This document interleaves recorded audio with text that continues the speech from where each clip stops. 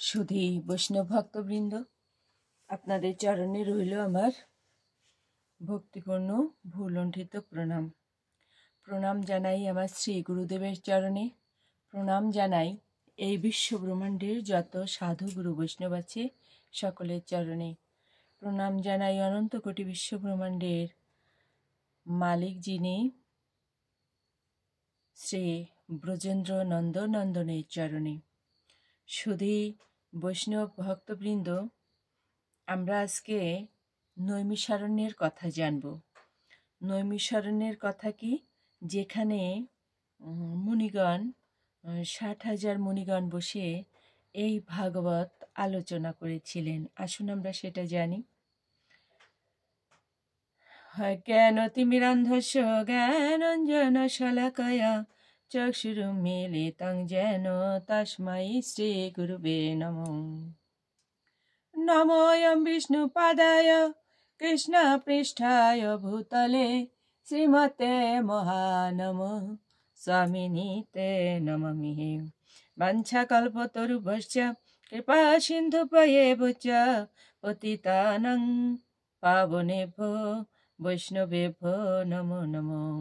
গুরু কৃপা হি কেবলম, গুরু কৃপা হি কেবলম, গুরু কৃপা হি কেবলম। ওম নমো ভগবতে বাসুদেবায়, নমো ভগবতে বাসুদেবায়, নমো ভগবতে বাসুদেবায়।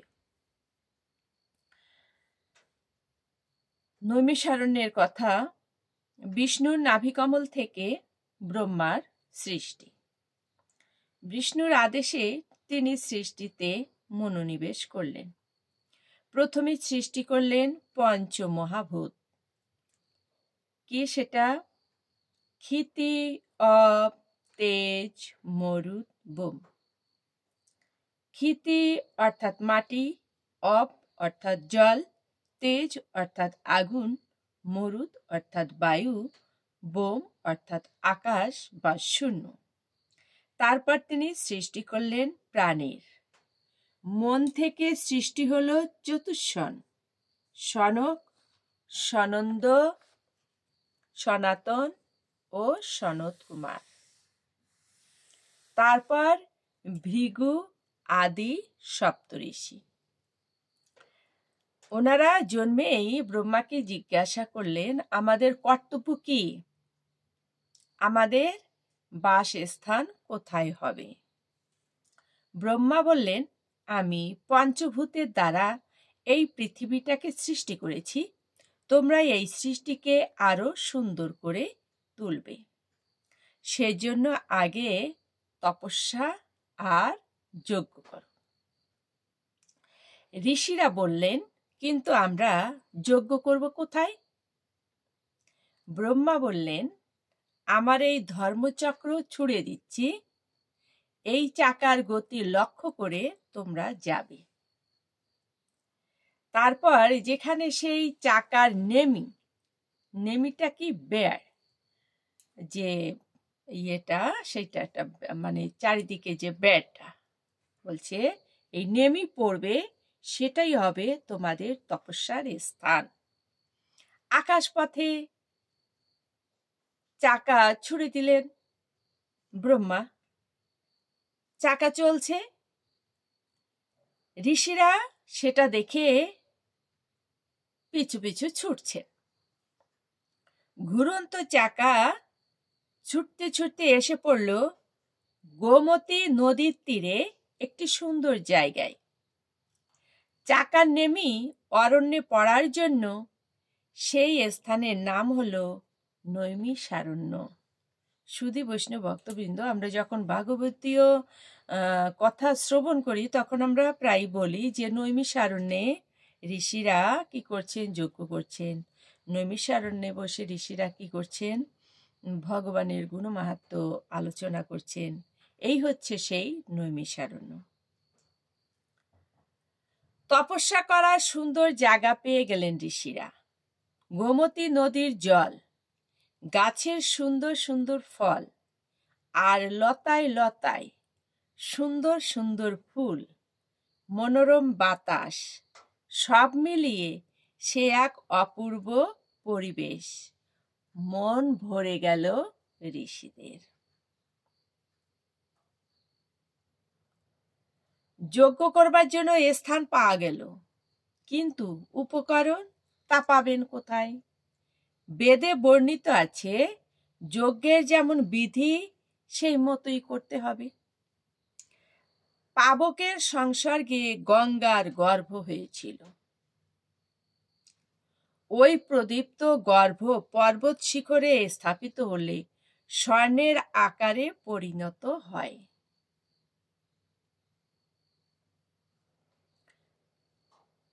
স্বয়ং বিশ্বকর্মা ও বৃহস্পতি সেই স্বর্ণ রাশির দ্বারা মহর্ষিগণের সেই যজ্ঞস্থল সুবর্ণময় করেন, অর্থাৎ সোনাময় করেন। স্বয়ং বিশ্বকর্মা ও বৃহস্পতি সেই স্বর্ণ রাশির দ্বারা মহর্ষিগণের সেই যজ্ঞস্থল যেখানে যজ্ঞ করবেন সেটাকে সুবর্ণময় করলেন। একসময় রাজা পুরুরবা মৃগয়ার উদ্দেশ্যে অর্থাৎ হরিণ শিকার উদ্দেশ্যে সেই যজ্ঞস্থলে যান। দেখতে পেলেন প্রচুর সোনা পড়ে আছে সেখানে। অবাক হয়ে গেলেন, এত সোনা মহর্ষিগণ পেলেন কোথায়? অর্থাৎ ঋষিরা পেলেন কোথায় এত সোনা? কামনার বশে লোভ হলো, আর লোভ হলে তো জ্ঞান ঠিক থাকে না। সেই সব সোনা কি করলেন? নেওয়ার জন্য চেষ্টা করলেন। এই ব্যাপারে সেই ঋষিগণ তার প্রতি খুব রেগে গিয়ে কুসময় বজ্রের দ্বারা আঘাত করলেন পুরুরবাকে।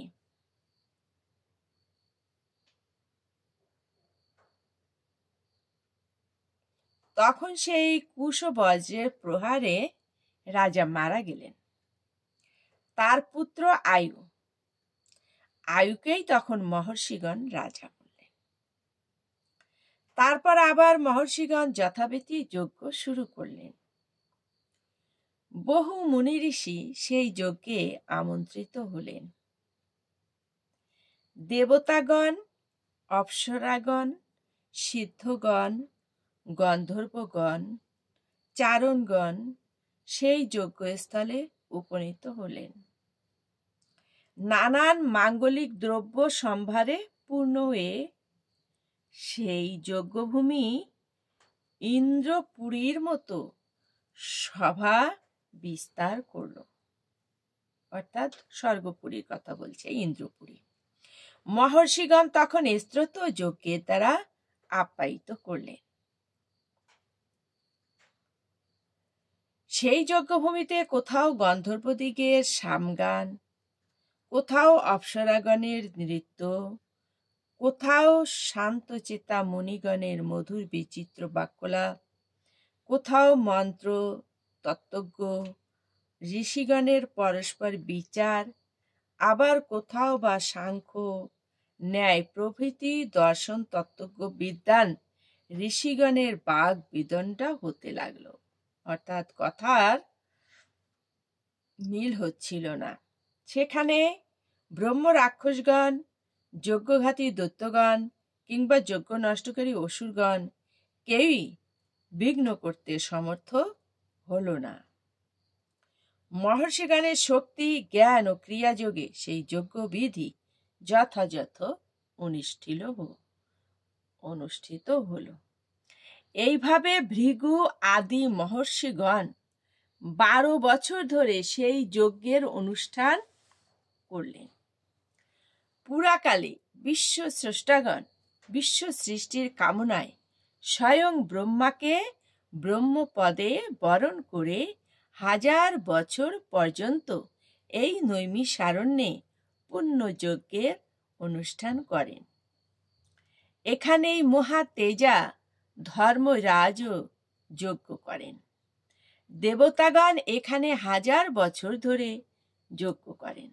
মহর্ষি বশিষ্ঠের পত্নী রোহিণী ওই স্থানে তার জ্যেষ্ঠ পুত্র শক্তিকে প্রসব করেন। ওই নৈমিষারণ্যেই অরুন্ধতীর গর্ভ হতে বশিষ্ঠের 100 তেজস্বী পুত্র জন্মায়। সেখানেই বশিষ্ঠের পুত্র শক্তি কলমাসপাদ রাজাকে শাপ দেন। সেখানেই বশিষ্ঠ ও বিশ্বামিত্রের মধ্যে বিরোধ সৃষ্টি হয়। পরবর্তীকালে নৈমিষারণ্যে শৌনকাদি 60,000 মহর্ষির সামনে মহর্ষি ব্যাসদেবের শিষ্য লোমহর্ষণ সুতমুনি অষ্টাদশ পুরাণ ব্যাখ্যা করেন। সুধী বৈষ্ণব ভক্তবৃন্দ, এইটুকুই জানাবার জন্য এতক্ষণ এই কথা। আমরা যখন ভাগবতীয় কথা শ্রবণ করি, আমরা প্রায়ই শুনি যে শৌনকাদি মুনিগণ সুত মুনির কাছে জিজ্ঞাসা করছেন, শৌনকাদি মুনিগণ সুত মুনির কাছে জিজ্ঞাসা করছেন। সেটা কি কি বৃত্তান্ত সেটাই বললাম। এই হচ্ছে সেই নৈমিষারণ্য, যেখানে মুনিগণ বলছেন 60,000 মহর্ষি, 60,000 মুনির সামনে মহর্ষি ব্যাসদেবের শিষ্য লোমহর্ষণ সুত মুনি অষ্টাদশ অর্থাৎ 18 পুরাণ, প্রধান 18 পুরাণ উনি ব্যাখ্যা করেছিলেন। শুকদেব গোস্বামী যখন মহারাজ পরীক্ষিতকে ভাগবত শ্রবণ করালেন, তখন শুকদেব গোস্বামী জিজ্ঞাসা করেছিলেন যে আমি যে ভাগবত বর্ণন করব, এটা এমন কি কেউ আছে, যে এমন শ্রুতিধর কে আছে যিনি ধরে রাখবেন এবং পরবর্তীকালে এটা প্রচার করবেন। তখন অনেক বর্ষীয়সী মুনি ছিলেন যারা এটাকে স্বীকার করে নিতে পারেননি, কিন্তু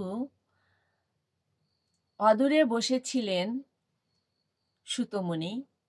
তিনি হস্ত উত্তোলন করে বলেছিলেন আমি পারব।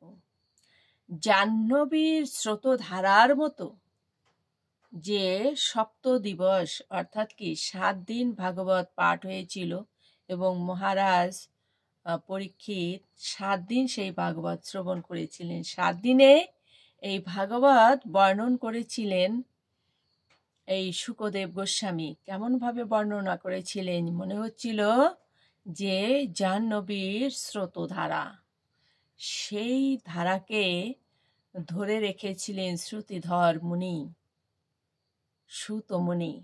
এটাই এখানে বলা হচ্ছে যে পরবর্তীকালে নৈমিষারণ্যে 60,000 মহর্ষির সামনে কি করেছিলেন? ব্যাসদেবের সেই শিষ্য সুতমুনি উনি ব্যাখ্যা করেছিলেন। তো সুধী বৈষ্ণব ভক্তবৃন্দ, আমরা জানলাম যে নৈমিষারণ্যের কথা। তো এভাবেই নৈমিষারণ্য সৃষ্টি হয়েছিল।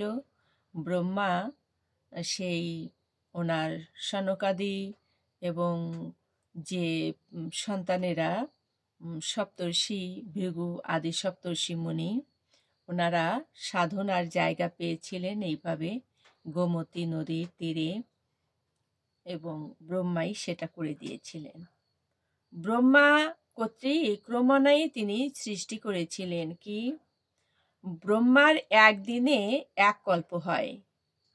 সত্য, ত্রেতা, দাপর ও কলি 4 যুগে একসঙ্গে হয়ে যায় একটা দিব্য যুগ। কলিযুগের বয়স হচ্ছে 4,32,000 বছর, আর দাপর যুগের বয়স হচ্ছে 8,64,000 বছর। ত্রেতা যুগের বয়স হচ্ছে 12,96,000 বছর, আর সত্যযুগ হচ্ছে 17,28,000 বছর। এই 4 যুগের মোট সময়কাল হচ্ছে 1 দিব্য যুগ। এরকম 1000 দিব্য যুগে হয় ব্রহ্মার একদিন, পরবর্তী ওই 1000 দিব্য যুগে হয় ওনার 1 রাত্রি। ব্রহ্মার যখন দিন, তখন সকল স্থাবর ও প্রাণীগণের জন্ম হয়। এটা আমরা শ্রীমদ্ ভগবদ গীতাতেও আলোচনা করেছি আমি অবশ্য বহুবার। আর রাত্রিতে হয় হচ্ছে প্রলয়কাল। তখন সকল সৃষ্টির কাজ বন্ধ থাকে, ঘোর অন্ধকার থাকে। তখন পৃথিবীতে শুধু জল আর জল, চন্দ্র সূর্যের দেখা নেই। 1000 দিব্যযুগ প্রলয়কাল গত হয়ে যাওয়ার পর পরম প্রজাপতি অর্থাৎ ব্রহ্মা বর্তমান কল্পের প্রথম সৃষ্টির সময়ে ব্রহ্মত্বের সৃষ্টি করলেন।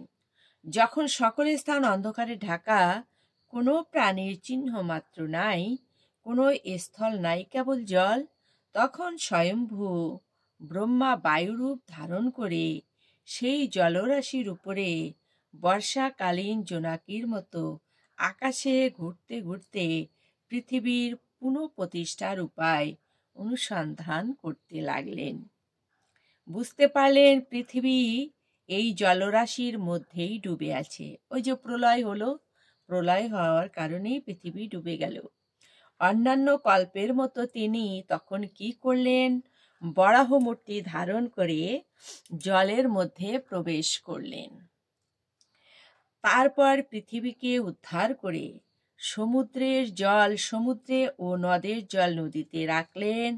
তারপর পূর্ব কল্পের যে পর্বতগুলো সম্বর্তক আগুনে পুড়ে গিয়ে জলবায়ুর শীতলতায় স্থানে স্থানে অচলভাবে অবস্থিত ছিল, তিনি তাদেরকে পুনরায় প্রকাশ করলেন। তারপর তিনি পৃথিবীকে 6 স্থানে স্থাপন করে সপ্তবর্ষ ও সপ্তদ্বীপে ভাগ করলেন। পরে বিষম স্থানের সমতা বিধান করে শিলা সকল দ্বারা সাধারণ পর্বতগুলো নির্মাণ করলেন। এটাই হচ্ছে আমাদের কি? ব্রহ্মা কর্তৃক ক্রমান্বয়ে সৃষ্টির প্রকরণ। এটা আমাদের অবশ্যই জানা উচিত। প্রত্যেক দ্বীপের বেষ্টনে সপ্ত সমুদ্রে স্বাভাবিকভাবেই কি হলো? সৃষ্টি হলো। অন্যান্য পদার্থের সৃষ্টির আগে তাদের আধার স্বরূপ ভূবাদী 4 লোক এবং গ্রহগণ সহ চন্দ্র ও সূর্যকেও কি করলেন? সৃষ্টি করলেন। তারপর আকাশ, বায়ু, অগ্নি, জল, পৃথিবী, স্বর্গ, দিক, সমুদ্র, নদী, পর্বত, ঔষধি ও বৃক্ষলতাদির আত্মা, লব, কাষ্ঠা, কলা, মুহূর্ত, সন্ধি, রাত্রি, দিন, পক্ষ, মাস, অয়ন, বৎসর, যুগ প্রভৃতি পৃথক পৃথক সৃষ্টি করে যুগের অবস্থা নির্মাণ করলেন। কল্পের প্রথমে প্রজাপতি সত্য যুগের সৃষ্টি করলেন। মনুষ্য সমূহের প্রথম সৃষ্টির সময়ে ব্রহ্মার মুখ হতে ব্রাহ্মণ, বক্ষ হতে ক্ষত্রিয়, উরু হতে বৈশ্য ও পদতল হতে শূদ্রের সৃষ্টি হলো। ওই সত্য যুগে যারা তপলোকে যেতে পারল না, জনলোকে রয়ে গেল, তারাই আবার সম্বর্তকাগ্নিতে দগ্ধ হয়ে বীজের জন্য পুনরায় কি হলো? সৃষ্টি হলো। আর সন্তানাদির দ্বারা সৃষ্টি বাড়তে থাকে। দেবলোক, পিতৃলোক, ঋষি ও মনুগণ ইহলোকে ধর্ম, অর্থ, কাম ও মোক্ষ সাধকের বলে অভিহিত হলো।